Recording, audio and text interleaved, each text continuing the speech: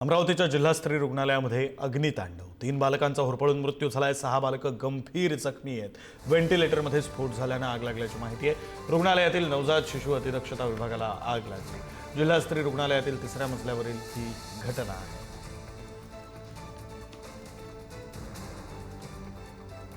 तुम्हाला जेव्हा माहिती मिळाली त्यावेळी नेमकी काय इथे घटना घडली होती? इथं घटना माहिती आहे आम्हाला, लवकर घेऊन बोलावलं, तुम्ही लवकर या, अर्जंटमध्ये आहे एवढं सांगितलं त्यांनी आम्हाला। नंतर आम्हाला ते 3:30 वाजता आला, आम्ही 4 वाजता इथं आलो तर हे सर्व झालेलं होतं। सर्व जेवढे काही पेशंट होते सर्व बाहेर होते। तुमचे कोण पेशंट होते? आमचे पेशंट माझी सून होती, त्यांना काय झालं? बांधतावने ते हे म्हणजे डिलिव्हरी झाली आणि 2 जुळी मुलं झाले त्यांना। एक पहिली मुलगी, दुसरा मुलगा। मुलीचं वजन 700, मुलाचं वजन 600। सध्या काय परिस्थिती आहे त्यांना आणि कुठे हलवण्यात आलं? त्यांना डॉक्टर मुरके यांच्या दवाखान्यात हलवण्यात आलं आहे। त्यांची प्रकृती चांगली आहे, सुरक्षित आहेत। काय वाटतं इथं सगळ्या ज्या पद्धतीने घटना घडलेली आहे, इतर जे तुमचे जे बालकं होते त्यांची काय परिस्थिती झाली?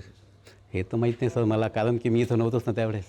मी इथं जर असतो तर मग सांगितले असतं। आम्हाला माणसाला इथं राहू देत नाही ना कोणी, त्याच्यामुळे आमचं गाव हेच आहे। आम्ही इथं बाहेर आमच्या घरी गेलो होतो। रुग्णालय प्रशासनाने जे नातेवाईक आले होते त्यांना कशा पद्धतीने हँडल केलेलं होतं आणि तुमची खरोखर तुमच्या बालकांची सुरक्षा घेण्यात आली होती की?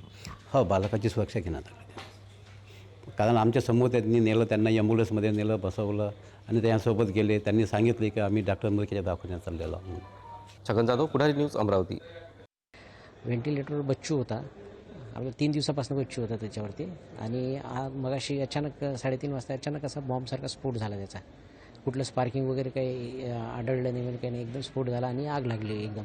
तर धूर एवढा झाला की आम्ही म्हणजे पटपट बाकीचे मुलं बच्चू बाहेर काढले, पण धूरच एवढा होता की बाकीचे काढताना आम्हाला अडचणी येतात। मी आलो तेव्हा मी तिला काचा वगैरे फोडल्या आणि आम्ही प्रयत्न केले, पण अपयशी ठरलो। त्याच्यामध्ये त्याचं दुःख आहे। टोटल किती बच्चू होते? त्याच्यामध्ये 9 बच्चू होते त्यामध्ये।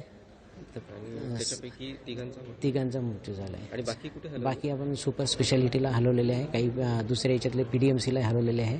ते सध्या ठीक आहेत, बच्चू स्थिर आहे। लहान लेकरं इथं मेलेली आहेत। 3 लेकरं या ठिकाणी मेलेली आहेत।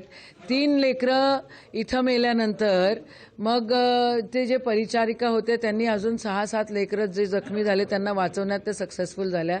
पण इथे जर आग विझवण्याची नवीन बिल्डिंगमध्ये NICUमध्ये जर यंत्रणा नसेल तर जो कोणी दोषी असेल त्याच्यावर कारवाई झाली पाहिजे।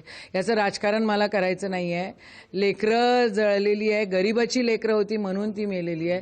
राजकारणाचा इथं विषय नाही आहे, पण स्वतःला इन्फ्रामॅन जर करून म्हणून घेत आहेत तर मग इन्फ्रास्ट्रक्चर जे डेव्हलप झालं त्या काळी मंजूर झालेलं त्याच्यावर निदान लक्ष तर दिलं पाहिजे। 2 वर्ष आधी पण हे असं झालं होतं।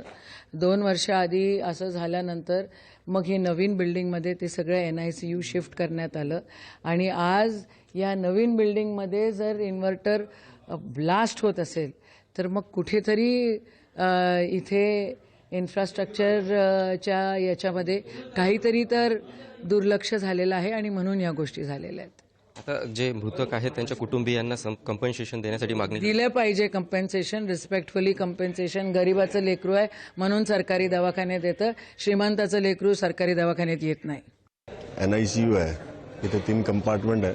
त्या कंपार्टमेंटमध्ये एक जो कंपार्टमेंट होता त्याच्यामध्ये आग लागली। प्राइमा फेसी ते आग असे जो व्हेंटिलेटरमध्ये लागली दिसली आहे।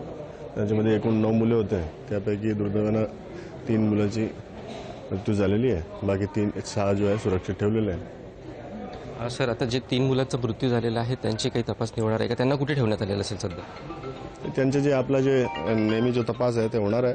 पोलीस आपली नेहमी प्रक्रिया करते। आता काय जे काही कारण आहे त्यांचे आपण तपास शोधू आणि त्याप्रमाणे पुढे कारवाई करू। तर अमरावतीतल्या या दुर्घटनेची मंत्री बावनकुळेंनी दखल घेतलेली आहे। बावनकुळेंकडून संपूर्ण घटनेच्या चौकशीचे आदेश देण्यात आले।